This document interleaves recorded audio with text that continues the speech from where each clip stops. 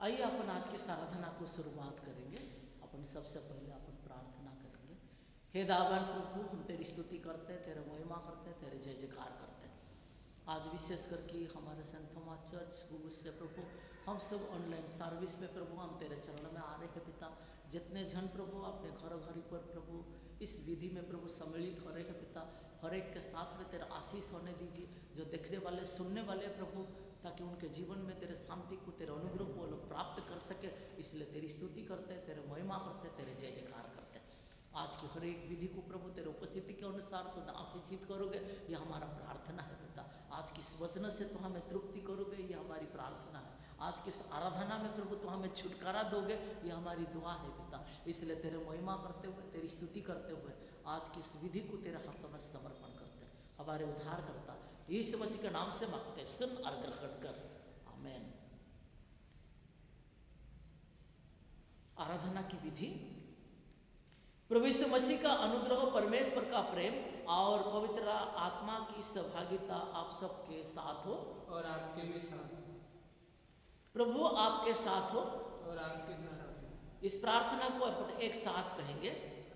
हे सर्वशक्तिमान परमेश्वर, आपके सम्मुख सब हृदय खुले हैं, आपकी अभिलाषा को जानते हैं और आपसे कोई भी भेद छिपा नहीं है। अपने पवित्र आत्मा की प्रेरणा से हमारे हृदय के विचार को सिद्ध कीजिए, ताकि हम आपसे पूर्ण रूप से प्रेम करें और योग्य रूप से आपके पवित्र नाम की स्तुति करें, हमारे प्रभु यीशु ख्रीस्त के द्वारा, आमीन। प्रभु हम पर दया कीजिए, प्रभु हम पर दया कीजिए। क्रिस्त हम पर दया कीजिए, क्रिस्त हम पर दया कीजिए। प्रभु हम पर दया कीजिए, प्रभु हम पर दया कीजिए। आइए अपन प्रार्थना करेंगे।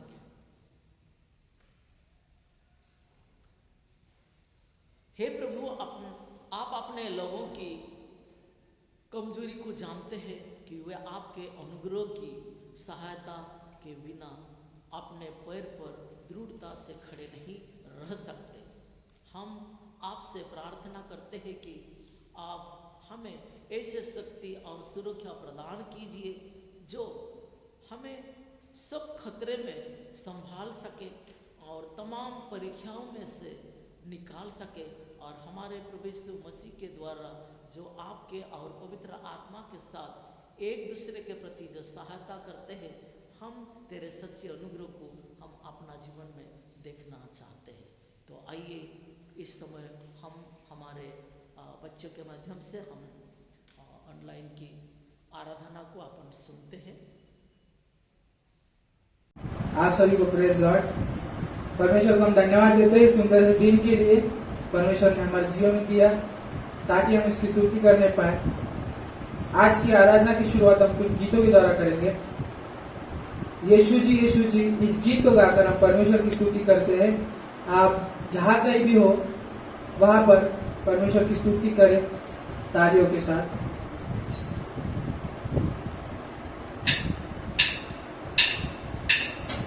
यीशु जी तुम ही हमारे, यीशु जी तुम ही हमारे, हम भी तुम्हारे हैं, हम भी तुम्हारे हैं, हम भी तुम्हारे हैं।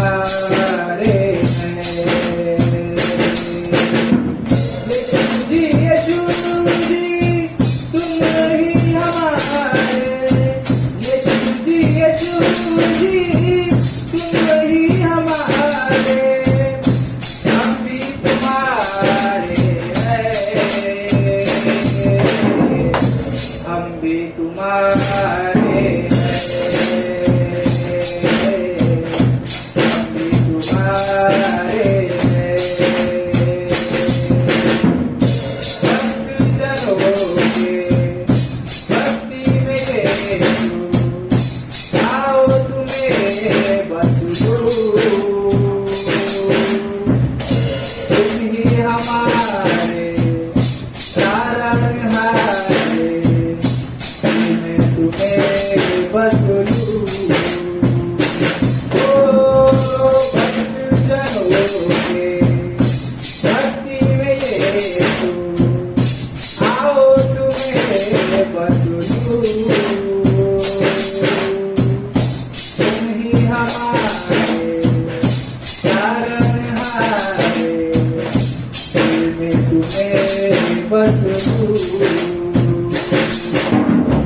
यीशु जी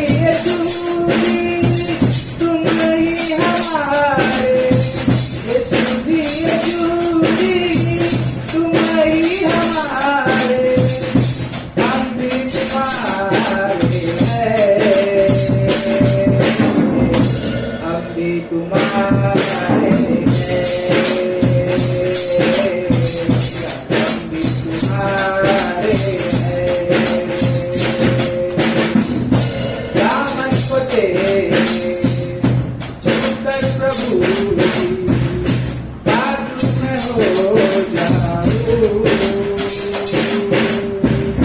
करूं अधूरा तेरी सुमन से पूरा में हो जाऊं दामन को तेरे छूकर प्रभु जी बाजू में हो जाऊं करूं अधूरा तेरी छुअन से पूरा मैं हो जाऊं यीशु जी तुम ही हमारे यीशु जी तुम ही हमारे हम भी तुम्हारे हैं हम भी तुम्हारे हैं हम भी तुम्हारे हैं यीशु जी तुम ही हमारे यीशु जी तुम ही हमारे हम भी तुम्हारे हैं हम भी तुम्हारे हैं हम भी तुम्हारे हैं हम भी तुम्हारे हैं हम भी तुम्हारे हैं आप सभी को प्रेज लॉर्ड आइए हम एक और गीत गाकर परमेश्वर की स्तुति करें आनंदे वाजवा ताड़ी इस गीत को गाकर हम परमेश्वर की स्तुति करते हैं आनंदे वाजवा ताड़ी चला जाओ ख्रिस्ता जवळी आनंदे वाजवा ताड़ी चला जाओ ख्रिस्ता जवळी चला जाओ ख्रिस्ता जवळी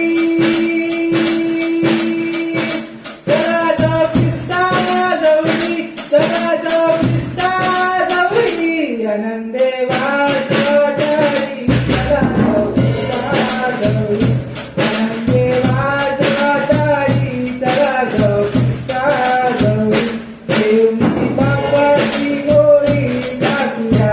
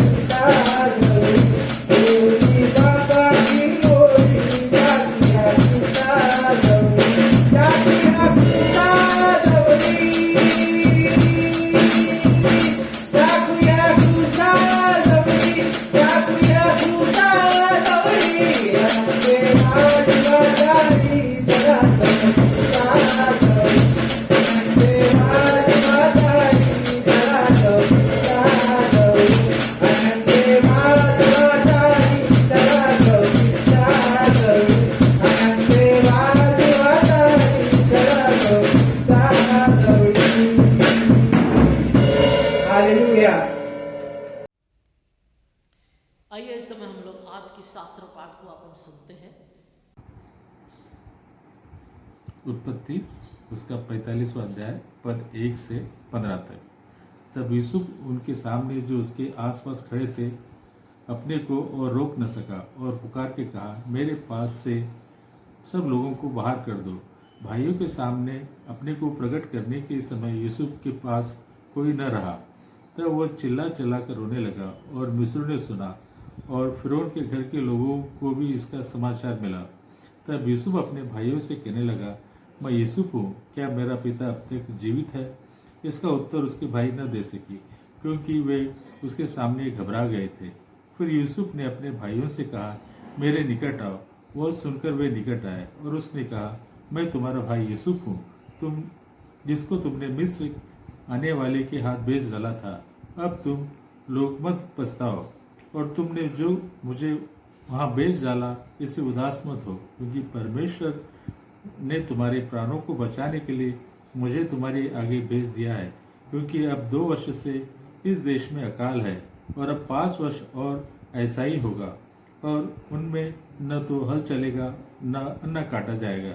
इसलिए परमेश्वर ने मुझे तुम्हारे आगे इसलिए भेजा कि तुम पृथ्वी पर जीवित रहो और तुम्हारे प्राण को बचाने से तुम्हारा वंश रहे। इस रीति अब मुझको यहाँ पर भेजने वाला तुम नहीं, परमेश्वर ही ठहरा और उसने मुझे फिरौन का पिता सा, उसके सारे घर का स्वामी और सारे मिस्र देश का प्रभु ठहरा दिया है। अतः शीघ्र मेरे पिता के पास जाकर कहो, तेरा पुत्र यूसुफ यह कहता है कि परमेश्वर ने मुझे सारे मिस्र के स्वामी ठहराया है, इसलिए तू मेरे पास बिना विलंब के चला। तेरा निवास गोशेन देश में होगा और तू बेटे पोतों भेड़ बकरियां गाय बैलों और अपने सब कुछ समेत मेरे निकट रहेगा। और अकाल के जो 5 वर्ष और होंगे उनमें वही तेरा पालन पोषण करूँगा। ऐसा न हो कि तू और तेरा घराना वरन जितने तेरे हैं भूख से मरे। और तुम अपनी आंखों से देखते हो और मेरा भाई बिन्यामीन भी अपने आंखों से देखता है कि जो हमें से बातें कर रहा है वो यूसुफ है।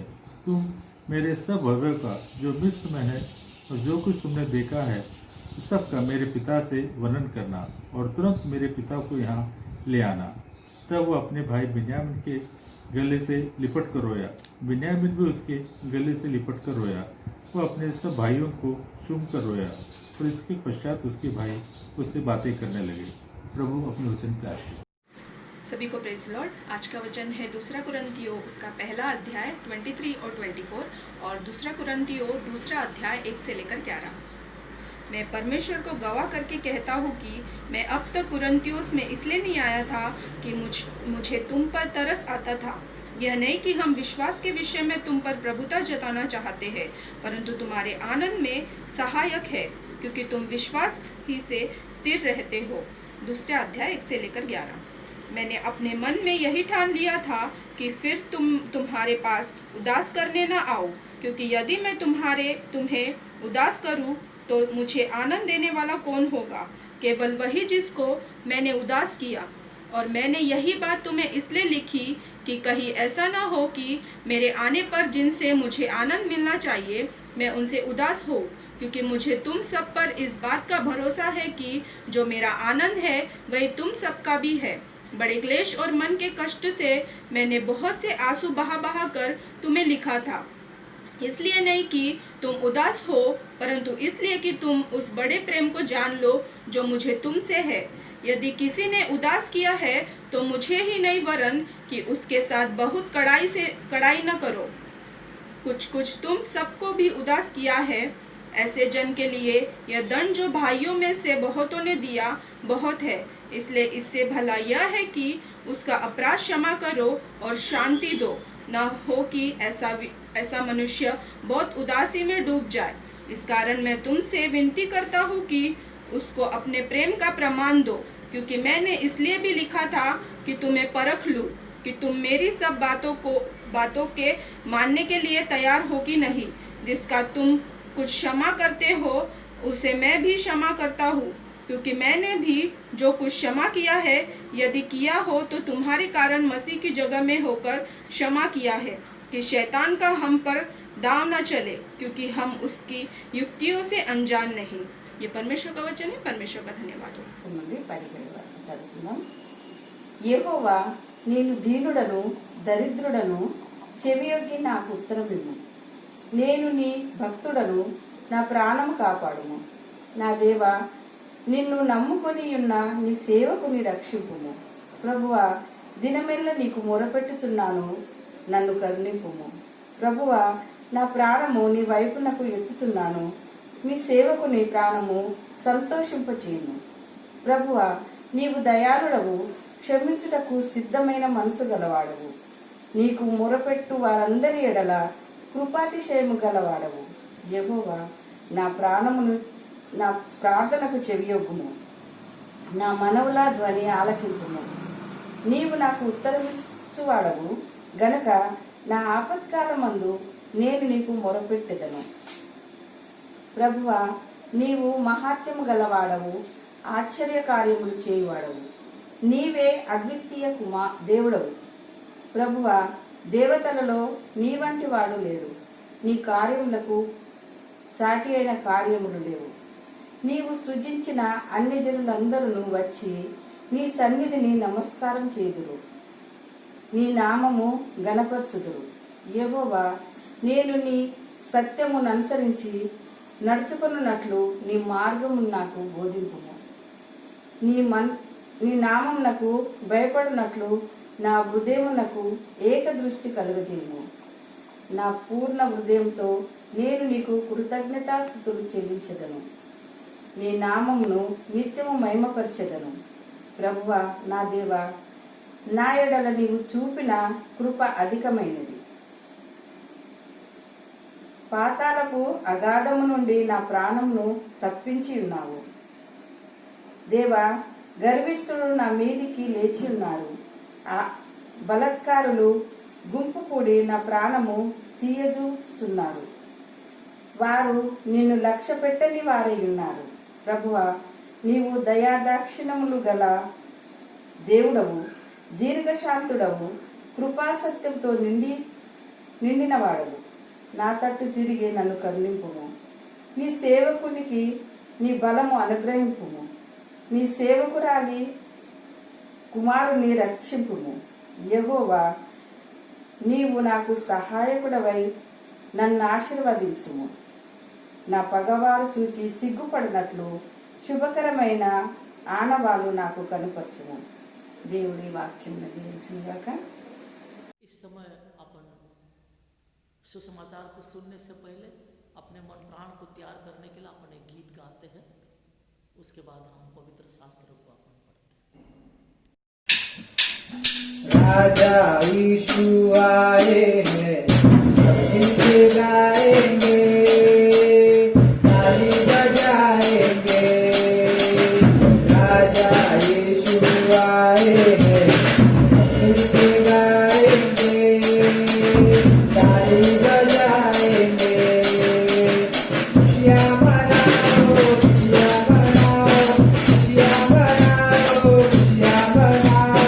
चिंता छोड़ो, स्तुति करो, चिंता छोड़ो, स्तुति करो।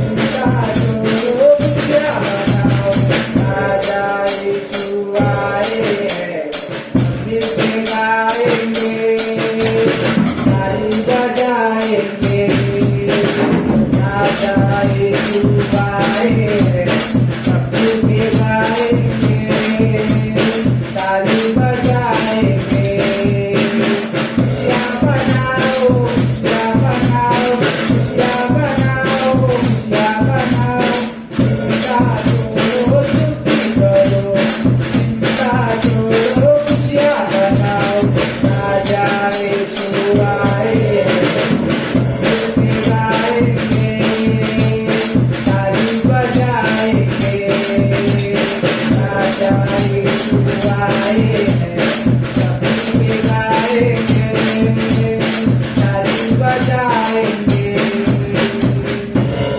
हालेलुया। मत्ती 18वां अध्याय इसका 21 से लेकर 35 तक। निर्दयी सेवक का दृष्टांत। तब पतरस ने पास आकर उससे कहा, है प्रभु, यदि मेरा भाई अपराध करता रहे तो मैं कितनी बार उसे क्षमा करूं? क्या 7 बार तक? यीशु ने उससे कहा, मैं तुझसे यह नहीं कहता कि 7 बार तक, वरन 7 बार के 70 गुने तक। इसीलिए स्वर्ग का राज्य उस राजा के समान है जिसने अपने दासों से लेखा लेना चाहा। जब वह लेखा लेने लगा तो एक जन उसके सामने लाया गया जो 10,000 तोड़ी का कर्जदार था। जबकि चुकाने को उसके पास कुछ न था, तो उसके स्वामी ने कहा, यह और इसकी पत्नी और बाल बच्चे और जो कुछ इसका है सब बेचा जाए और कर्ज चुका दिया जाए। इस पर उस दास ने गिरकर उसे प्रणाम किया और कहा, हे स्वामी, धीरज धर, मैं सब कुछ भर दूंगा। तब उस दास के स्वामी ने तरस खाकर उसे छोड़ दिया और उसका कर्ज भी क्षमा कर दिया। परंतु जब वह दास बाहर निकला तो उसके संगी दासों में से एक उसको मिला जो उसके 100 दिनार का कर्जदार था। उसने उसे पकड़कर उसका गला घोटा और कहा, जो कुछ तुझ पर कर्ज है भर दे। इस पर उसका संगी दास गिरकर उससे विनती करने लगा, धीरज धर, मैं सब भर दूंगा। उसने न माना, परंतु जाकर उसे बंदीगृह में डाल दिया कि जब तक कर्ज भर न दे तब तक वही रहे। उसके संगी दास यह जो हुआ था देखकर बहुत उदास हुए और जाकर अपने स्वामी को पूरा हाल बता दिया। तब उसके स्वामी ने उसको बुलाकर उससे कहा, हे दुष्ट दास, तूने जो मुझसे विनती की तो मैंने तेरा वह पूरा कर क्षमा कर दिया। इसीलिए जैसे मैंने तुझ पर दया की, वैसे ही क्या तुझे भी अपने संगी दास पर दया करना नहीं चाहिए था? और उसके स्वामी ने क्रोध में आकर उसे दंड देने वालों के हाथ में सौंप दिया कि जब तक वह सब कर्ज भर न दे तब तक उनके हाथ में न रहे। इसी प्रकार यदि तुम में से हर एक भाई को मन से क्षमा न करेगा तो मेरा पिता जो स्वर्ग में है तुमसे भी वैसा ही करेगा। परमेश्वर का वचन पढ़े जाने पर परमेश्वर हमें आशीष दे। आइए अपन प्रार्थना करेंगे। धन्यवाद देते पिता, प्रभु तेरी स्तुति करते हैं, तेरा महिमा करते हैं, तेरे जय जयकार करते हैं। पिता तेरी दास से, तेरे समुद्र से, सभी विशेष करके हम सब इस ऑनलाइन सर्विस में प्रभु तेरे चरणों में आ रहे हैं पिता, ताकि हम सब उनकी प्रभु हृदय को तो खोल दीजिए। जब हम प्रभु ऑनलाइन को प्रभु हम देख रहे हैं पिता, तेरे सच्चे वचनों को प्रभु अपना हृदय में अपनाने के लिए तो हमें सहायता कर। और एक घर घर में प्रभु तेरे उपस्थिति होने दीजिए, जिसके कारण प्रभु सब सुनने वाले उस आशीष से परिपूर्ण होकर के हम तेरे पुत्र पुत्री होकर के अपना जीवन को व्यतीत करने के लिए तो हमें सहायता। इसलिए तेरी स्तुति करते हैं, तेरा महिमा करते हैं, तेरे जय जयकार करते हैं। पिता पुत्र पवित्र आत्मा के नाम से आशीषित करते हैं। हमारे उद्धार करता यीशु मसीह के नाम से मांगते, सुन और ग्रहण कर। आइए इस समय जब हम लोग आज के इस दिन में तीनों शास्त्र पाठ को जब अपन सुनते हैं, उत्पत्ति की पुस्तक, दूसरा करंती, उसकी मथिरती सुसमाचार और भजन संगीता को जब अपन सुनते हैं, उसमें एक ही बात को हम देखते हैं कि जो लोग दूसरों को क्षमा नहीं करते उनको भी क्षमा नहीं किया जाएगा। जो लोग दूसरों को क्षमा नहीं करते उनको भी क्षमा नहीं किया जाएगा। इस बातों को जब अपन देखते हैं, प्रभु यीशु ख्रीस्त इस पर जब शिक्षा दे रहा था, अपने चेलों को जब प्रवचन दे रहा था, वो सारे लोग सुन रहे थे और उसी समय उसी बीच में और वो सारे चीज़ों शिक्षण समाप्त होने के बाद चेले लोग सामने आकर के प्रभु को कहते हैं। 21 पद को जब पढ़ते हैं, आज की सुसमाचार मत्ती सुसमाचार इसके 18 अध्याय उसकी 21 और 22 को पढ़ते तो उसमें इस प्रकार की लिखा है। तो पतरस ने पास आकर उससे कहा, हे प्रभु, यदि मेरे भाई अपराध करता रहे कितना बार मैं उससे क्षमा करूं? क्या 7 बार तक? क्योंकि वो कहता है कि मेरा भाई अगर यदि मेरे विरोध में किसी प्रकार की मेरे साथ दुर्व्यवहार करते रह रहा तो मैं उससे कितना बार क्षमा करूं? क्या 7 बार? क्योंकि 7 बार हम 7 दिन हम कार्य करते हैं और 7 दिन के बाद हम परमेश्वर के पास में जाते हैं, जिसे हम विश्राम दिन करते हैं। और इसीलिए कहते हैं कि हर दिन जब वो मुझसे किसी प्रकार की किसी बातों से जब मेरे साथ में वाद विवाद करके जब मुझसे वैर भावना को उत्पन्न करता, हर दिन क्या मैं उससे क्षमा करता हूँ? क्या मैं उससे क्षमा करता हूँ? क्योंकि वो 7 बार को वो कहता है, क्योंकि 7 दिन कर्ममय जीवन में हम सब एक दूसरे से मिलते हैं, एक दूसरे से कई प्रकार की वार्तालाप करते हैं, और विश्राम दिन में हम सुबह से शाम तक हम परमेश्वर के चरण में बैठते हैं। और इसीलिए उस बात को कहता है, परंतु यीशु मसीह उसे कहता है, 21 पद को जब पढ़ते हैं तो उसमें कहता है, यीशु ने उससे कहा, मैं तुझसे यह नहीं कहता कि 7 बार, परंतु 7 बार के 70 गुना तक। प्रभु यीशु ख्रीस्त कहते हैं कि जो 70 गुणे तक उसको जब हम गुनते हैं, और उसी प्रकार तुम अपने भाई को क्षमा करने के लिए कहता है। क्या सचमुच में जब इस संसार में जब हम अपना जीवन यापन करते हैं, हमारा कर्ममय जीवन में सुबह हम प्रार्थना करते हैं, दोपहर को भी हम प्रार्थना करते हैं, शाम को भी हम प्रार्थना करते हैं, और इसीलिए इसी प्रकार के जीवन में जब हम प्रभु के पास में जाते हैं, परमेश्वर के पास में जाते हैं, जब हम बाइबल पढ़ते हैं, जब हम आराधना करने के लिए जब हम खड़े हो जाते हैं, तभी ही हमें हमारा विरोधी को अपने को क्षमा करना है। जो हमारा विरोधी है तभी ही अपने को क्षमा कर रहा है। जिस समय हम बाइबल पढ़ते हैं, हमें स्मरण आ रहा है, जब अपन बाइबल पढ़ते हैं उसी समय अगर यदि हमें स्मरण आ रहा है कि मैं मेरे भाई के साथ मेरा वैरी भावना उत्पन्न हुआ है, कि वह हमारे पड़ोसी के साथ, कि वह मेरे गाँव में किसी के साथ, तभी हमें उसके प्रति क्षमा प्राप्ति होने के लिए परमेश्वर के चरण में अपने को रखना है। अगर यदि मत्ती रचित सुसमाचार उसकी 6 अध्याय, अगर यदि उसकी 14 पद को अगर यदि पढ़ते हैं, उसमें एक वचन लिखा है, यीशु मसीह कहता है, इसीलिए यदि तुम मनुष्य के अपराध को क्षमा करोगे तो तुम्हारा स्वर्गीय पिता भी तुम्हें क्षमा करेगा। यदि तुम मनुष्य के अपराध को क्षमा करोगे तो तुम्हारा स्वर्गीय पिता भी तुम्हें क्षमा करेगा। मीन्स जब हम इस संसार में रहते हैं, कई प्रकार की सिर्फ हमारा भाई नहीं है, हमारा विरोधी भी है, हमारा मसीह व्यक्ति भी नहीं है, गैर विश्वासी भी है, उनके साथ हम रहते हैं, और उनके साथ अगर यदि हमारा किसी प्रकार की मनमुटाव हुआ है तो उस व्यक्ति को हमें क्षमा करना बहुत जरूरी है। उस व्यक्ति को अपने को क्षमा करना बहुत जरूरी है। और इसीलिए यीशु मसीह कहता है कि इसीलिए यदि तुम मनुष्य के अपराध को क्षमा करोगे तो तुम्हारा स्वर्गीय पिता भी तुम्हें क्षमा करेगा। जब हम बाइबल पढ़ रहे हैं तो हम उस बाइबल जब पढ़ रहे हैं उसी में हम परमेश्वर के सामर्थ्य को अपना जीवन में अनुभव कर सकेंगे। उसी में हम परमेश्वर का उस सामर्थ्य को हम अपना शरीर पर देख सकेंगे। अगर यदि हम उसे क्षमा नहीं देते हुए हम इस पवित्र शास्त्र को अगर यदि पढ़ रहे हैं तो हमारा जीवन में हम पवित्रता को प्राप्त नहीं कर सकते, देखने नहीं सकते हैं, क्योंकि इस पवित्र शास्त्र को इतना पवित्र माना जा रहा है, इतना पवित्र माना जा रहा है। अगर यदि अपन देखते हैं सदी की कलीसिया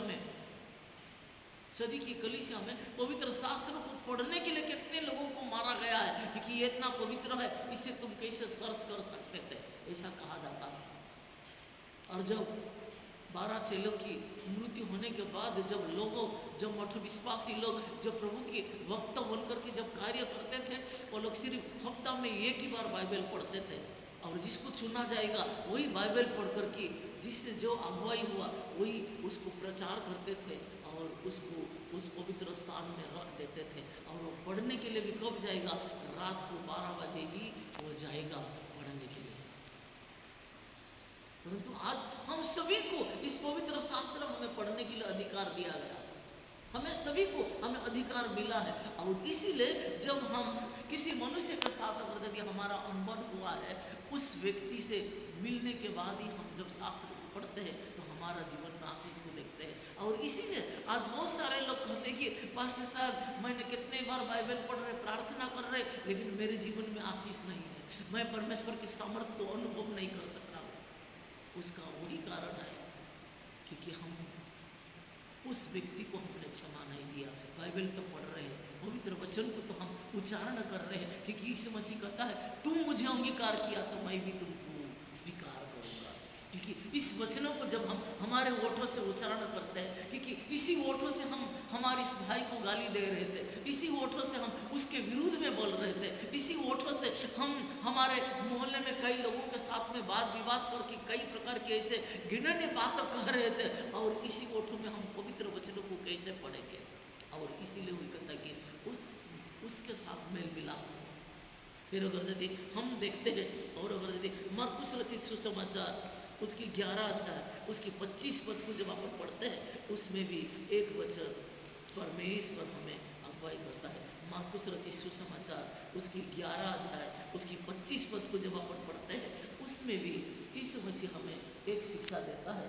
जब उसकी 25 पद में जब देखते हैं तो उसमें पता कि और जब कभी तुम खड़े हुए प्रार्थना कर रहे हो, तो यदि तुम्हारा मन में किसी के विरुद्ध में कुछ भी है तो क्षमा करो, इसीलिए कि तुम्हारा पिता जो स्वर्ग में है तुम्हारे अपराध को क्षमा करेगा।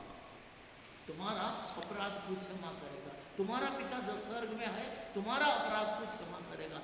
जब तुम खड़ा होकर के प्रार्थना कर रहे, किसकी ओर? उस प्रभु के सम्मुख में हम खड़ा हुए, उस प्रभु के सम्मुख में हम खड़ा हुए। जब हम प्रार्थना कर रहे हैं, ताकि हम उस प्रभु के सम्मुख में खड़ा होकर के प्रार्थना कर रहे हैं। और ऐसे प्रार्थना करने का समय में अगर यदि हमें किसी प्रकार की अगर यदि हमें याद आया जो हमारा विरोधी है, उनके साथ मैंने मेल मिलाप नहीं कर सका है, तो हम सबसे पहले उसके पास जाकर के हमें क्षमा प्राप्ति करना है, और उसके बाद प्रभु के सम्मुख में खड़ा होना है प्रार्थना करने के लिए। तब हमारा प्रार्थना प्रभु सुनता है। और इसलिए इसमें कहता है कि और जब कभी तुम खड़े हुए प्रार्थना कर रहे हैं, तो यदि तुम्हारे मन में किसी के विरुद्ध में कुछ भी है तो क्षमा करो।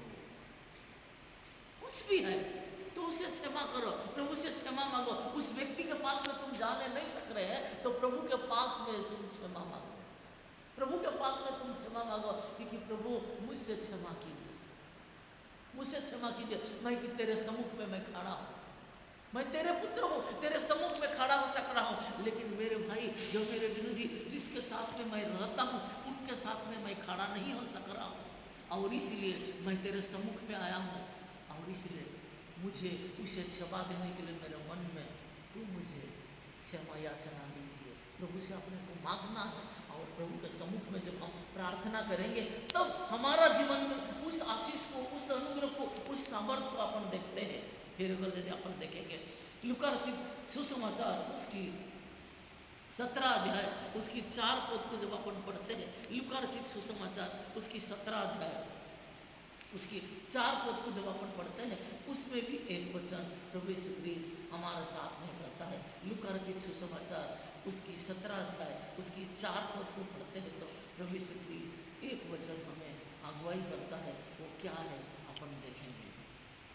और यदि दिन भर में वह 7 बार तेरे अपराध करे और 7 बार तेरे पास फिर आकर कहे कि मैं पछताता हूँ, तो उसे क्षमा करो।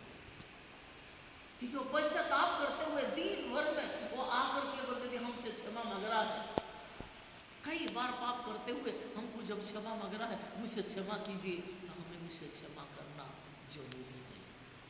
दिन भर में मीन्स दिन प्रतिदिन के जीवन में हमारा जीवन जब तक है, हमारा जीवन जब तक है तब तक इस संसार में हम जब तक रहे तब तक अपने को उससे क्षमा करते रहना। हमें क्षमा करता रहना है, क्योंकि परमेश्वर का वचन को जब पढ़ते हैं, एक दिन 1000 दिन के समान।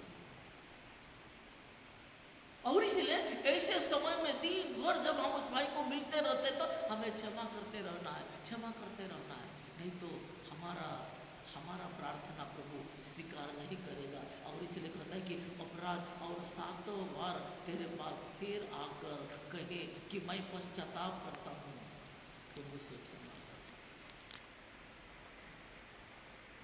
क्योंकि ये मसीह जीवन की तत्व है।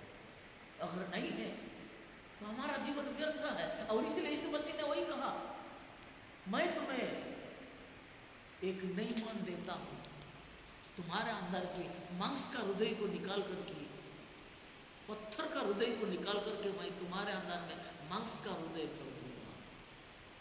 ठीक है, तरसने वाला मन, हर के दुख को देख करके, जो हमारा विरोधी है उनकी दुख को देख करके अपने को तरसना है, उनके पास जाना है, उनके लिए प्रार्थना करना है, तो प्रभु प्रसन्न हो जाता है और उस व्यक्ति, उस विरोधी भी हमारे साथ में मेल मिलाप करता है। मसीह जीवन वही है।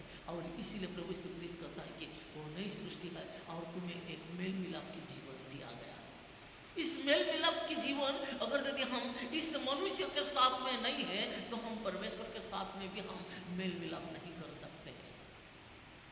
पतरस की शिक्षा को अगर यदि देखते हैं कि वो कहता है जिसे तुम देखते हो उसे तुम घृणा करते हो, उसके साथ तुम मेल मिलाप नहीं कर सक रहे हो, परंतु जिसे तुम देखते नहीं हो उसे तुम कैसे मेल मिलाप करोगे, उसे तुम कैसे तुम प्रार्थना करोगे। आज हम परमेश्वर को देखने नहीं सक रहे, हम यीशु मसीह को देखने नहीं सक रहे, परंतु उनकी अनुग्रह को, उनके आशीष को हम महसूस कर रहे हैं। और वो आशीष देने वाला तब कब हम उस आशीष को महसूस करेंगे, जब हम दूसरे को क्षमा देते हुए प्रभु के सम्मुख में जब हम खड़ा होंगे, उसकी स्तुति करेंगे, उसकी महिमा करेंगे, उनकी जय जयकार करेंगे, तब हमारा जीवन में उस आशीष को महसूस करेंगे, हमारा जीवन में उस आशीष को महसूस करोगे। नहीं तो हमारा अंतःकरण में एक दूसरे के प्रति ईर्ष्या, क्रोध, कई प्रकार के ऐसे चीजें भरा हुआ है, और उस व्यक्ति के वहां पर हम प्रार्थना भी करते रहेंगे और उस व्यक्ति को देखेंगे और हमारे अंदर में उस क्रोध उत्पन्न हो जाएगा, क्या हमारा प्रार्थना प्रभु स्वीकार करेगा। और इसीलिए वो पुराना नियम को जब अपन पढ़ते हैं, एजेकियल नबी का किताब उसकी 36 को यदि पढ़ते हैं तो उसमें वही कहता है, उस अध्याय को पढ़ते हैं तो एजेकियल नबी का किताब को पढ़ते हैं तो उसमें वही कहता है कि तुम्हारे अंदर की पत्थर के हृदय को निकाल करके मैं मांस का हृदय भर दूंगा। तो हमें सारा संसार के लिए तरसने वाला उस आत्मा देता है। और इसीलिए यीशु मसीह ने साफ शब्द से कह दिया कि मेरे घर सब जातियों के लिए प्रार्थना का घर कहलाएगा, परंतु तूने उसे डाकों की कूप बना दिया। ठीक है, जब हम एक दूसरे के प्रति जलन रहते हैं, क्षमा देने नहीं सक रहे, तो हम एक प्रकार की शैतान की आड़ा बन गए हैं, एक दूसरे के विरुद्ध में बोलने वाले बन गए हैं, एक दूसरे के विरुद्ध में कई प्रकार की बात करते हुए अपना जीवन को व्यतीत करने वाले बन गए हैं। तो क्या हमारा जीवन में शांति प्राप्त कर सकते हैं? क्या हम अपने आप को मसीह कहला सकते हैं? प्रभु यीशु कृष्ण ने उस क्रूस पर उन्हें क्या कहा, हे पिता इन्हें क्षमा कर, क्योंकि ये क्या करते जानते नहीं है, ये क्या करते जानते नहीं है। प्रभु यीशु कृष्ण ने कहा अपने भाइयों को, जो उसको मार रहे थे, जो उसको कूड़े मारे थे, जो उसको खीले मारे थे, जो उसको भाला ठोके थे, उन सारे लोगों को प्रभु यीशु कृष्ण ने क्षमा किया। और जब हम उनके अनुसरण करते हैं, उनकी पुत्र पुत्री कहने का जो अधिकार को जब हमने प्राप्त किया, क्योंकि उन्होंने क्या कहा, तुम मेरे लेपालकों की पुत्र पुत्री हो, अपना लहू बहा करके अपने को खरीदा है, अपने को खरीदा है। और इसलिए वो कहता है कि चुने हुए तो, बुलाए हुए तो बहुत है, परंतु चुने हुए बहुत कम है। बुलाए हुए तो बहुत है, परंतु चुने हुए बहुत कम है। आज ऐसा व्यक्ति कौन है ताकि हर एक को जो क्षमा देने वाला है। आज जब हम कई चर्चेस में हम रहते हैं, कई लोगों के साथ में हम बात विवाद करते हैं, जब मेल मिलाप करते हैं, वार्तालाप करते हैं, बहुत सारे लोग कहते हैं कि पास्टर साहब मेरा उसे जमता नहीं, मेरा उसे जमता नहीं है। हम सीधा सीधा कहते हैं कि पास्टर साहब मेरा उसे जमता नहीं है। फिर हम चर्च में संडे का दिन भी, शनि का दिन की भी जब हम बात करते हैं, संडे का दिन में प्रभु को लेने के लिए आते हैं, तो क्या हम प्रभु को मिल सक रहे हैं? क्या प्रभु का मांस को हमारा हृदय में ले सक रहे? क्या प्रभु का रक्त को क्या हमारा हृदय में ले सक रहे? उस व्यक्ति को हम ऐसा घृणा कर रहे हैं, अपने होठों में उच्चारण कर रहे हैं कि उसके साथ मेरा बनता नहीं है, तो हमारा परमेश्वर के साथ में कैसा बनेगा? परमेश्वर के साथ में कैसा बनेगा? ताकि वो हमारा कमी है क्योंकि परमेश्वर का वचन हमारे हृदय में नहीं है, और इसलिए हम इसी प्रकार की कार्य करते हैं। परमेश्वर का वचनों को हम अपने आंखों से देखे नहीं है, अगर यदि देखते थे हमारे अंदर में भय उत्पन्न होता था, हमारे अंदर में भय उत्पन्न होता था कि मैंने क्या किया, मैंने क्या किया, मैंने क्या किया। उस भय को हम देखते थे, उस भय को हम देखते थे, और इसीलिए उस बात को अपने को देखना है जो परमेश्वर हमारे साथ में करता है।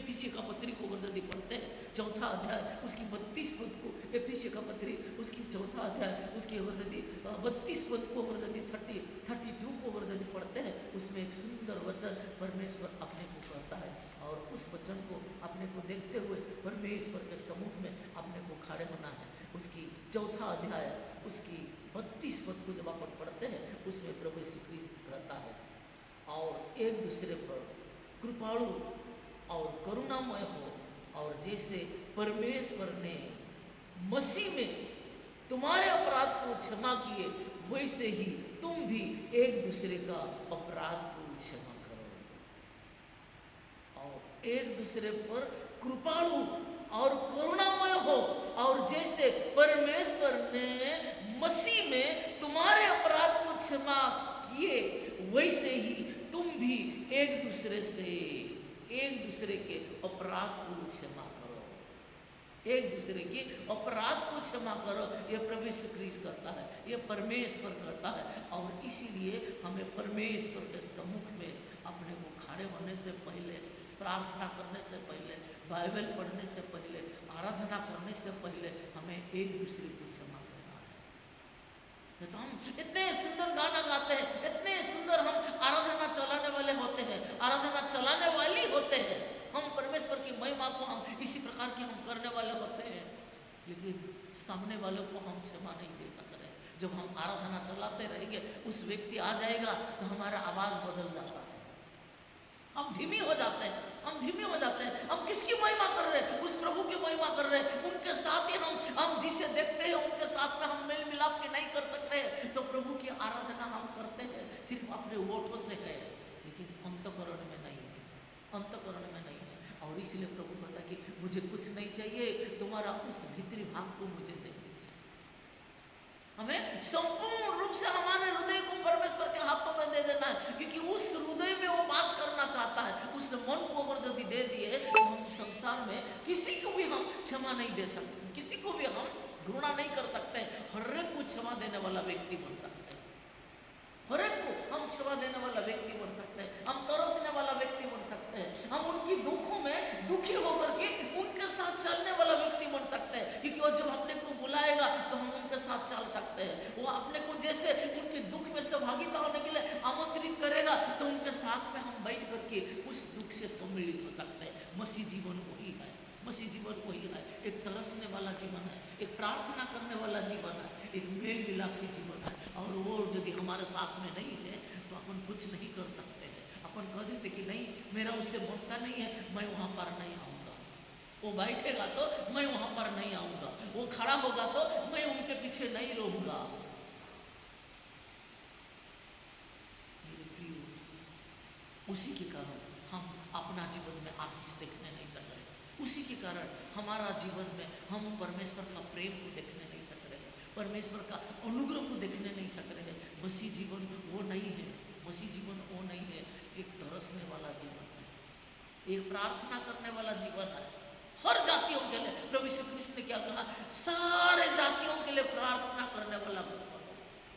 संसार में आज कितने प्रकार की जाति है, कितने प्रकार की धर्म के लोग हैं, उन सबों के लिए अपने को प्रार्थना करना है। हमारा प्रार्थना से ही वो बदल जाएगा, सच्ची परमेश्वर को पहचान लेगा, सच्ची परमेश्वर को वो पहचान लेगा, क्योंकि उन्होंने क्लियर कहा है, जो तुमको सताता है उनके लिए प्रार्थना करो, मैं उनको बदल दूंगा। जो तुमको घृणा करता है उनके लिए प्रार्थना करो, मैं उनको बदल दूंगा। जो तुमको तिरस्कार करता है उनके लिए प्रार्थना करो, मैं तुम्हारे साथ में उनको मेल मिलाप कर दूंगा। मसीह जीवन वही है, मसीह जीवन वही है। इसलिए संसार में जब हम खड़े हो जाते हैं, जब प्रभु के सम्मुख में जब हम खड़े हो जाते हैं, बाइबल पकड़ करके जब हम खड़े हो जाते हैं, स्तुति करने के लिए जब हम खड़े हो जाते हैं, इस जीवन को हमारा जीवन में अनुभव करना है, तब हम एक सच्ची परमेश्वर की पुत्र और पुत्री होकर के अपना जीवन को व्यतीत करते हैं। नहीं तो प्रभु हमें देख कर के रोता है, क्योंकि वो कहता है तेरे चेहरा मेरे हथेली पर देखना। हम किस प्रकार प्रभु के सम्मुख में खड़े हुए हैं, वो जब हाथ उठा लेता है हमारा चेहरा देख लेता है। वो कहता है कि मेरे पुत्रों मेरे पुत्री आज के इस दिन में किस प्रकार जीवन यापन कर रहा है। देखो उस व्यक्ति को देख करके वो मुंह मोड़ दिया है, वो मुंह मोड़ दिया है। उस व्यक्ति को देख करके उस रास्ता में वो चलने नहीं सक रहा है। ये कैसे जीवन है, ये कैसे जीवन है। मेरे प्रियो, ये सारी चीजों को अपने को उतार डालना है, परमेश्वर के वचनों को अपने को पढ़ना है, और परमेश्वर हमारा शरीर पर दिखाई देना है। लोग देखने वाला कहे कि यह सचमुच में मसीह है, क्योंकि मसीह के रूप से वो अपना जीवन को व्यतीत कर रहा है। वो व्यतीत कर रहा है जैसे मसीह ने जीवन व्यतीत किया था, उसी प्रकार वो जीवन व्यतीत कर रहा है। और इसलिए इस संसार में अपने को प्रयत्न करना है, प्रयत्न करना है। दूसरी मृत्यु के लिए अपने को तैयारी करना है। पहली मृत्यु तो हम इस मिट्टी से, इस शरीर, हम मिट्टी का शरीर में मिट्टी चले जाएगा है, परंतु न्याय के देश में जब हम खड़े हो जाते हैं परमेश्वर के सम्मुख में, उसी समय वो हमारा शारीरिक, जैसे इस संसार में हमने जिस प्रकार अपना जीवन को व्यतीत किया, उसी प्रकार से वो हमें उस अधिकार देगा, चाहे स्वर्ग चाहे नरक। और इसलिए प्रकाशित वाक्यों में वो कहता है कि दूसरी मृत्यु के लिए तैयारी करना है, हमें उसके लिए तैयारी करना है। प्रभु ने जो हमारे लिए जगह तैयारी किया है, उसी में अपने को बैठना है, ताकि परमेश्वर का आशीष, परमेश्वर का अनुग्रह हमारे सामने रहे। तो आइए अपन परमेश्वर के सम्मुख में रखेंगे, परमेश्वर के सम्मुख में जाएंगे, परमेश्वर की उपस्थिति में जाएंगे और प्रभु की महिमा करेंगे, प्रभु की स्तुति करेंगे, प्रभु की गुणगान करेंगे, क्योंकि वो प्रभु हमारे साथ में है। और इसीलिए हम परमेश्वर की स्तुति करते हुए परमेश्वर के सम्मुख में अपने आप को समर्पण करेंगे। आइए अपन प्रार्थना करेंगे। बचा ले मेरे लोगों को, बचा ले मेरे कलीसिया को, यीशु तेरी दया से, यीशु तेरी दया से, यीशु तेरी दया से, यीशु तेरी दया से, बचा ले मेरे लोगों को, बचा ले मेरे देश को,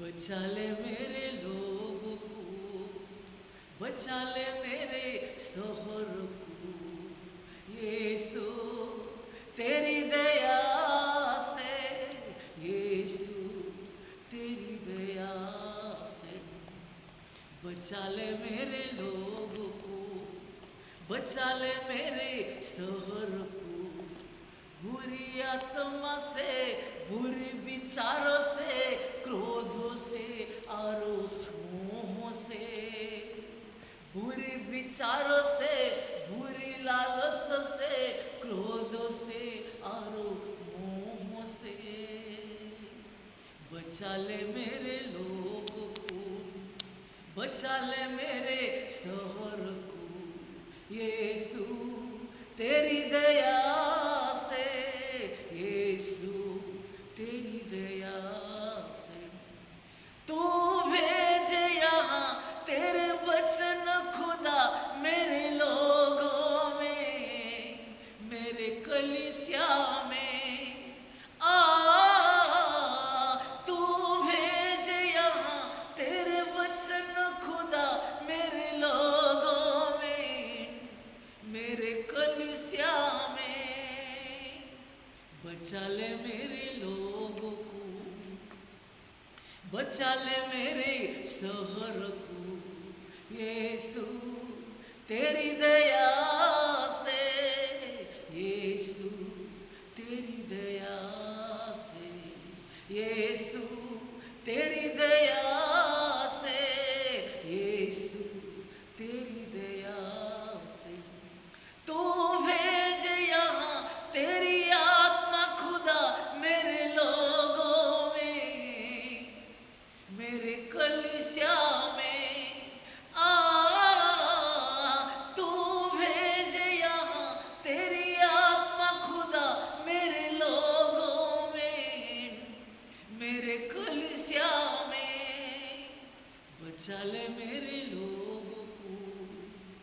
बचा ले मेरे शोहर को, बचा ले मेरे लोगों को, बचा ले मेरे देश को बुरी आत्मा से, बुरी विचारों से और श्रापों से और पापों से।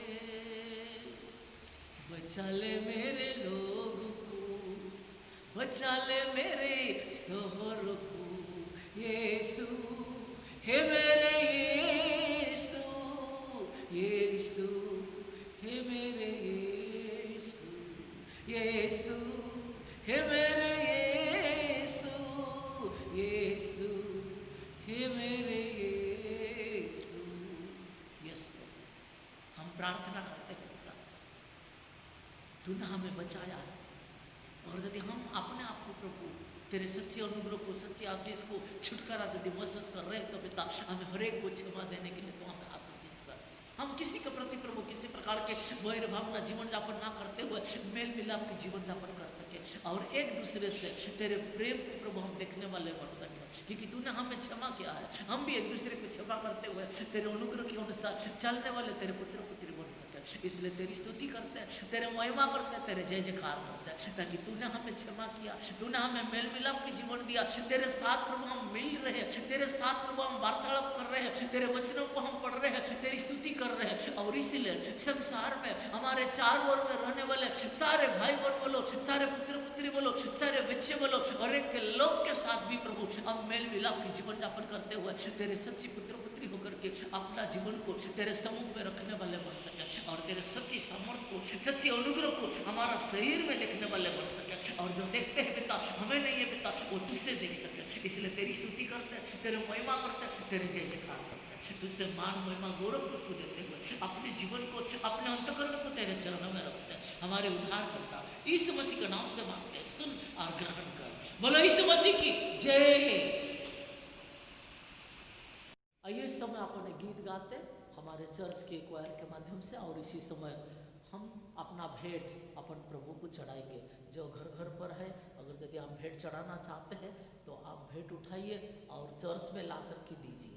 तो आइए इस गीत के समय में अपन भेंट चढ़ाएंगे।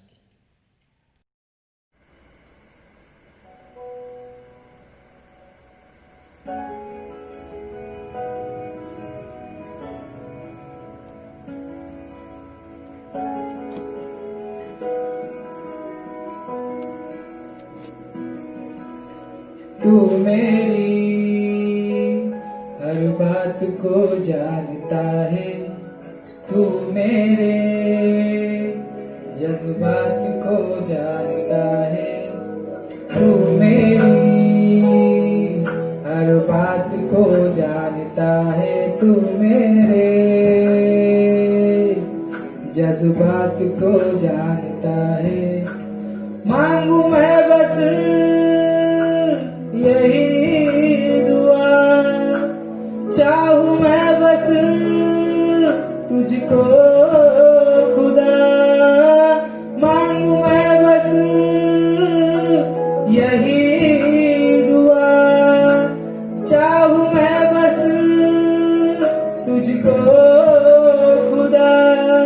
मेरी सांसों में, मेरी बातों में बस तू, बस तू, बस तू, बस तू, बस तू, बस तू, बस तू, बस तू, यीशु तू, बस तू, बस तू, बस तू, बस तू, बस तू, बस तू, बस तू, यीशु तू।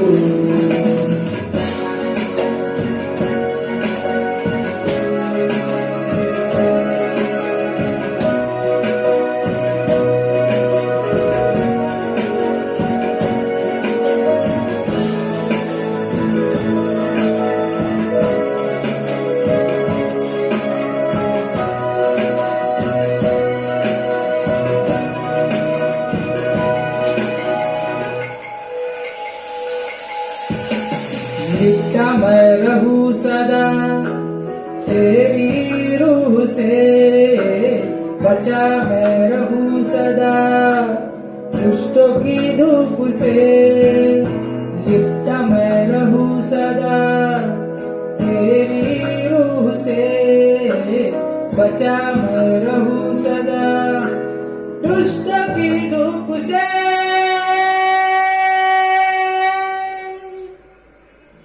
तेरे रास्ते मेरी मंजिलें हो,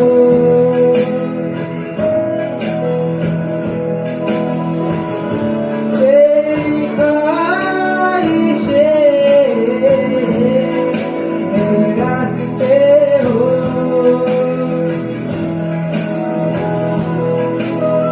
तेरे रास्ते मेरी मंजिलें हो, तेरी ख्वाहिशें मेरी हर खुशी हो, मेरी सांसों में मेरी बातों में बस तू, बस तू, बस तू, बस तू, बस तू, बस तू,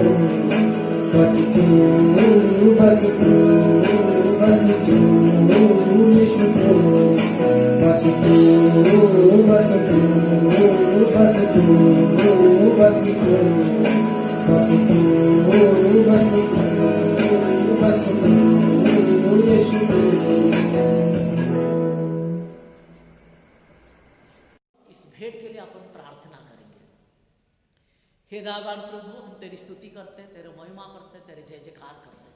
पिता, तेरी दास है, तेरी अनुग्रह से आज विशेष करके प्रभु इस ऑनलाइन के माध्यम से प्रभु हम अपने आप को तेरे हाथों में समर्पण कर सके। तेरी स्तुति आराधना में प्रभु हम सम्मिलित हो सके, हम अपने घरों पर ही प्रभु इसे देखते हुए हम अपने आप को तेरे हाथों में रख सके। इसलिए तेरी स्तुति करते, तेरे महिमा करते, तेरे जय जयकार करते। इन समय विशेष करके प्रभु तूने हमें सुंदर वचन से तूने हमें तृप्त किया। इन सारा आशीष को प्राप्त करने होने के बाद हमारे पास में कुछ नहीं है पिता तुझे देने के लिए। हम अपने आप को तेरे हाथों में समर्पण कर रहे हैं। जो तूने हमें अगुवाई किया है पिता, उस भेंट को हम अपने भंडार से लेकर के तेरे चरणों में लेकर के आ रहे हैं। उसे तू स्वीकार कर और उसी उपयोग में तू लेकर के आ, ताकि जिस आशा से हमने दिए है पिता उसमें आशीष होने दीजिए। इसलिए तेरी स्तुति करते, तेरे महिमा करते, तेरे जय जयकार करते। हमारा भेंट तूने स्वीकारा, इसलिए तेरे महिमा करते हुए फिर से हमारे इस भेंट को हम सबों को तेरे चरणों में रखते। हमारे उद्धार करता यीशु मसीह के नाम से मांगते, स्वीकार ग्रहण कर।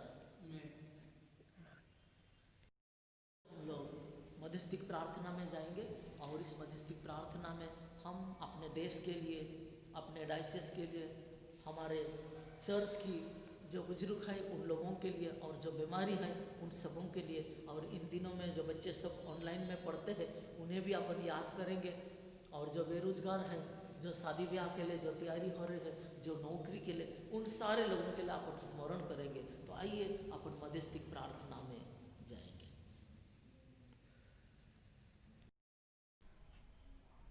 परिहित निवेदन। हम समस्त मानव जाति के लिए प्रार्थना करें और अपने प्रार्थनाओं को प्रभु यीशु मसीह के निरंतर निवेदन के साथ अर्पित करें। हे पिता, हम प्रार्थना करते हैं कि समस्त संसार में न्याय और शांति स्थापित हो और प्रत्येक व्यक्ति भरपूर जीवन प्राप्त करे। हे दयावान प्रभु, हमारी प्रार्थना सुनिए।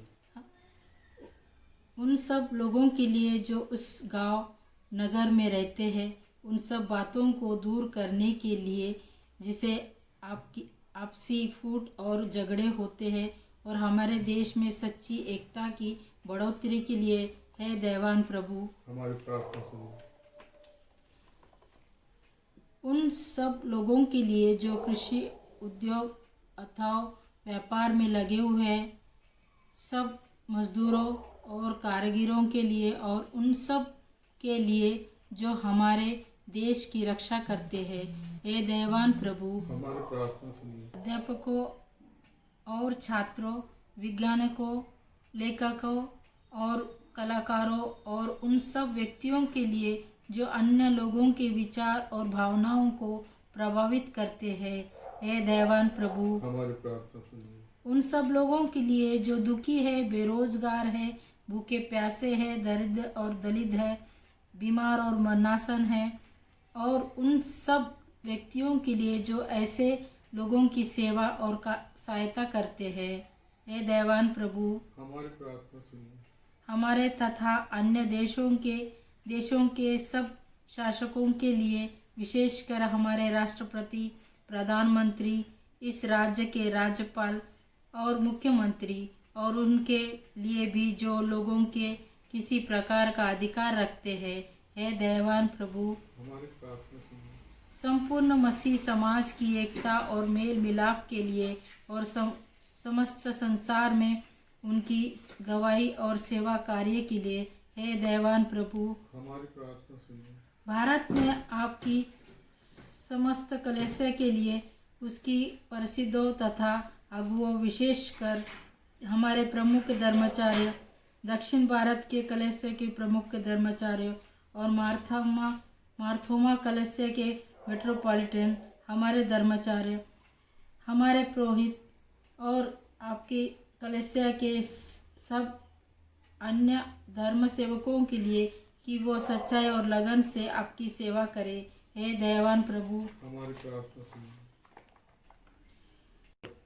यह वर दे कि आपके उन सब भक्तों के साथ जिन्होंने अपने जीवन में सच्चाई से आपकी सेवा की है, हम भी आपके राज्य के शासक आनंद में सहभागी हो सके। हे दयावान प्रभु, हमारी प्रार्थना सुनिए। हम सब बोले, हमारे हे स्वर्गीय पिता, अपने राज्य को शीघ्र प्रकट कीजिए और हमारी प्रार्थनाओं को सुनिए। हम आपके पुत्र, अपने प्रभु और उद्धारकर्ता यीशु मसीह के मांगते हैं। आमीन। आइए अपन सब मिल करके प्रभु की सिखाई हुई प्रार्थना अपन एक साथ कहेंगे और उसके बाद आशीष वचन से हम यहाँ से विदाई।